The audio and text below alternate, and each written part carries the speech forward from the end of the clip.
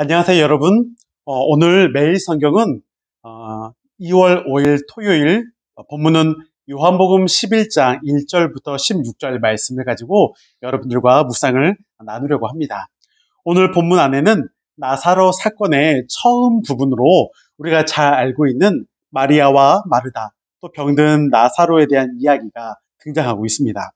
오늘 본문은 저에게 있어서는 참 이해하기 어려운 본문이자 마음을 힘들게 하는 본문입니다. 왜냐하면 예수님의 행동을 어떻게 받아들여야 할지 어렵기 때문입니다. 왜 제가 이런 생각을 하는지 오늘 본문을 통해서 조금 살펴보도록 하겠습니다. 1절에 보니까 마리아와 마르다 또 나사로까지 세 오누이가 등장하고 있습니다. 나사로는 병자라고 소개합니다.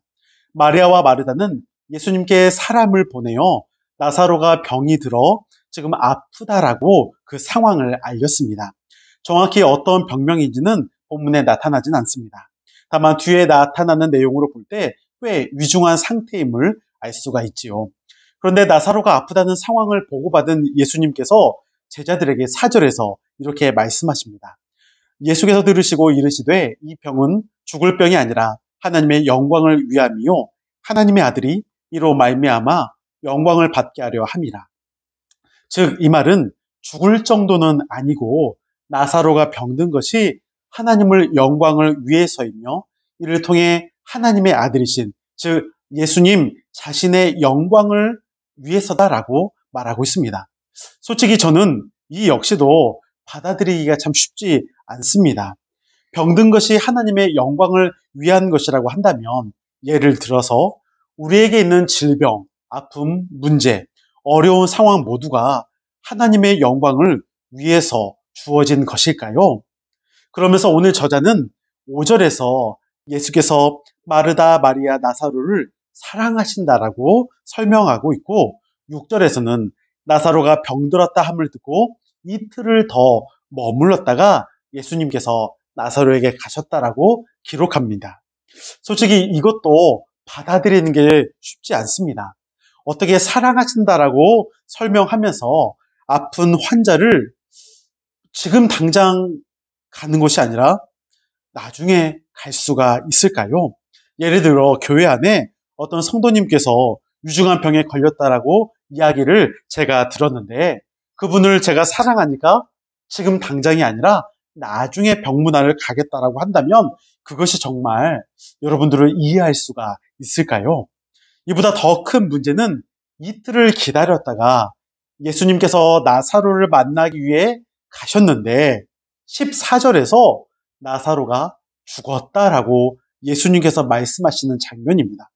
또한 실제로 오늘이 아니라 내일 본문인 17절을 보게 되면 나사로가 무덤에 있은 지 이미 나흘째라고 소개하고 있습니다. 이 말인즉 예수님께서 나사로가 위중하다는 이야기를 처음에 들었을 때 그때 바로 갔더라면 오히려 살릴 수 있었을지도 모를 일이지요. 더 심각하게 말을 한다면 나사로가 죽게 된 것이 오히려 예수님께서 늦게 오셨기 때문이라고 그 원인을 말을 할 수도 있습니다. 이를 목회적으로 생각해 보면 어떨까요? 환자가 정말 아프고 그래서 신방 요청을 했는데 바쁘다는 핑계도 아니고 내가 사랑하기 때문에 조금 더 있다가 나중에 가겠다라고 말을 하고서 정말 늦게 갔는데 그 안에 행여나 그 성도님께서 돌아가신다라면 이를 환자 가족분들이 정말 잘 이해할 수가 있을까요? 오히려 어떻게 목사가 그럴 수 있느냐라며 원망의 목소리로 말씀하시지 않으시겠습니까? 그래서 오늘 앞에서 이야기했던 것처럼 오늘 본문은 저에게 참 어렵습니다. 예수님의 행동이 잘 이해가 가질 않습니다. 하지만 예수님의 행동을 일반적인 우리의 상황으로 그렇게 생각해서는 안 됩니다. 왜냐하면 오늘 본문은 예수께서 무엇을 말씀하려고 하시는지 또한 요한복음의 저자가 무엇을 의도했는지를 먼저 파악하는 것이 중요하기 때문입니다. 예수께서 나사로에게 바로 가시지 않고 이틀을 더 유하시며 나사로의 병이 하나님의 영광을 위함이라고 말했던 것은 나사로를 통해 예수님께서 분명히 하실 일이 있음을 말씀하는 것이겠죠. 그렇다면 그것이 무엇이겠습니까? 예수께서는 나사로가 잠들었다라고 표현하시죠. 그래서 잠든 나사로를 깨우러 가겠다라고 말씀하십니다. 우리는 나사로가 이미 죽었다라는 것을 알고 있지만 제자들은 이를 깨닫지 못하고 있습니다. 오히려 진짜 잠을 자고 있어서 예수님께서 깨운다라고 생각을 했습니다. 이에 예수님께서 14절에서 나사로가 죽었다라고 직접적으로 말씀하십니다. 그러면서 15절에서 예수님께서는 내가 거기 있지 않은 것에 대해 기뻐하는 것은 너희로 믿게 하기 위함이다라고 말씀하십니다.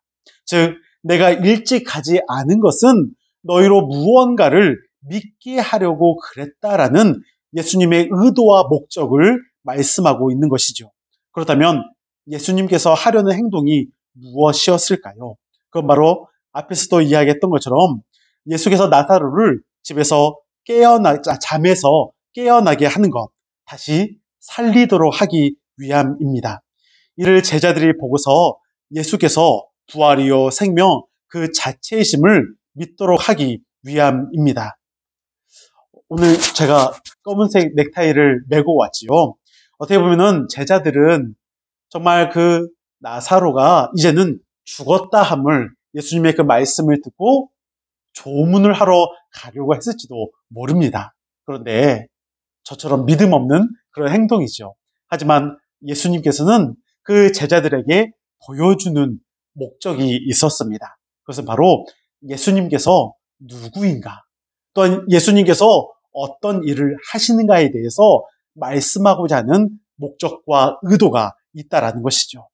인간의 생로병사는 누구에게나 피할 수 없는 운명입니다. 아니, 자연적으로 따라오는 것일 수도 있지요. 나사로의 병듦과 죽음에서 인간은 얼마나 나약한 존재인가를 더욱 확인할 수가 있습니다. 예수께서는 나사로의 병과 죽음 이후의 일들을 알고 계시기에 인간적으로는 참 슬프고 안타까운 그런 마음을 표현할 수밖에 없지만 이를 통해서 예수께서 삶과 죽음을 주관하시는 하나님이심을 보여주고 있습니다. 그것이 곧 하나님의 영광을 나타내는 일이라는 것이죠.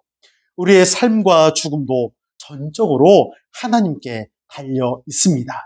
그 모든 주권자가 바로 예수 그리스도이심을 오늘 말씀을 통해 우리에게 보여주고 계시는 것입니다. 지금 당장 내 상황이 좋아지느냐, 나빠지느냐로 인해 때로는 우리는 조바심을 내고 내 생각 또한 세상적인 방법으로 그 모든 것을 해결하려고 합니다. 그것에 열심히 마음을 쏟고 해결하려고 하지만 그러면 그럴수록 더더욱 우리의 마음은 불안하고 두려움 가운데 빠져 있을 때가 있습니다. 그런 우리를 향해 오늘 예수님께서는 보여주고 계십니다. 모든 것은 하나님의 주권 가운데 있기에 우리의 고민과 걱정과 두려움의 모든 문제 역시도 하나님께 맡겨야만 우리에게 참된 자유와 평안이 있다라는 것을 오늘 보여주고 있습니다. 오직 예수 그리스도만이 우리의 부활이요 생명이심을 믿을 때 당장 눈앞에 보이는 것에 우리의 마음이 현혹되어 빠지기보다 예수 안에 살아가는 참 기쁨과 감사와 행복한 삶이 있음을 말씀해주고 있습니다. 우리의 삶과 죽음의 그 모든 것이 하나님께 달려 있습니다. 그 하나님께서 우리의 아버지 되시며 또한 오늘 본문에 말씀하시는 그 예수 그리스도가 우리의 또한 하나님의 아들이시자 하나님심을 고백하게 됩니다. 우리 안에 있는 그 모든 것을 그분께 맡겨드릴 때 그 주권자 되시는 그분 앞에 우리의 모든 삶이 열려있고 그분의 인도하심을 통하여 날마다 살아가시는 저와 여러분들이 되길 간절히 소망합니다.